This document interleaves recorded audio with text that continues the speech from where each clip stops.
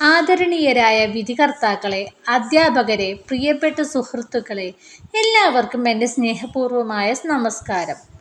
വായിച്ചാലും വളരും, വായിച്ചില്ലെങ്കിൽ വളയും എന്ന മഹത്തായ സന്ദേശം നമുക്ക് നൽകിയ P.N. പണിക്കർ സാറിനെ സ്മരിച്ചുകൊണ്ടാണ് ഇന്ന് നാം വായനാ ദിനം ആചരിക്കുന്നത്.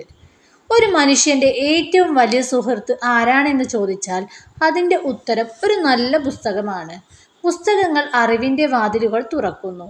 നമ്മൾ ഒരിക്കലും കാണാത്ത നാടുകളിലേക്കും പരിചയമില്ലാത്ത മനുഷ്യരിലേക്കും അത്ഭുതകരമായ അനുഭവങ്ങളിലേക്കും പുസ്തകങ്ങൾ നമ്മെ കൂട്ടിക്കൊണ്ടു പോകുന്നു. വായന വെറും വിനോദമല്ല, അതൊരു ശീലമാണ്, ഒരു ശക്തിയാണ്. വായിക്കുന്ന കുട്ടികൾ കൂടുതൽ ചിന്തിക്കുന്നു, കൂടുതൽ മനസ്സിലാക്കുന്നു, കൂടുതൽ സ്വപ്നം കാണുന്നു. ഇന്ന് ശാസ്ത്രജ്ഞരായും അധ്യാപകരായും നേതാക്കളായും മാറിയ പല മഹാന്മാരുടെയും വിജയത്തിന് പിന്നിൽ വായനയുടെ ശക്തിയുണ്ട്. ഇന്നത്തെ ഡിജിറ്റൽ ലോകത്ത് മൊബൈൽ ഫോണുകളും വീഡിയോ ഗെയിമുകളും നമ്മുടെ സമയം കവർന്നെടുക്കുന്നു.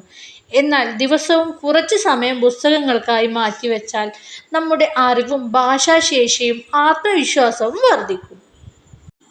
അതുകൊണ്ട് ഈ വായനാ ദിനത്തിൽ നമുക്ക് ഒരു പ്രതിജ്ഞ എടുക്കാം. ദിവസവും കുറച്ച് സമയം വായനക്കായി മാറ്റിവെക്കാം. പുസ്തകങ്ങളെ നമ്മുടെ ജീവിതത്തിൻ്റെ ഭാഗമാക്കാം. കാരണം വായനയാണ് അറിവിലേക്കുള്ള വഴിയും വിജയത്തിലേക്കുള്ള പാലവും. ഒരു പുസ്തകം തുറക്കുമ്പോൾ ഒരു പുതിയ ലോകമാണ് തുറക്കപ്പെടുന്നത്. എല്ലാവർക്കും വായന ദിനാശംസകൾ നേർന്നുകൊണ്ട് എൻ്റെ വാക്കുകൾ അവസാനിപ്പിക്കുന്നു. നന്ദി. ജയ് ഹിന്ദ്.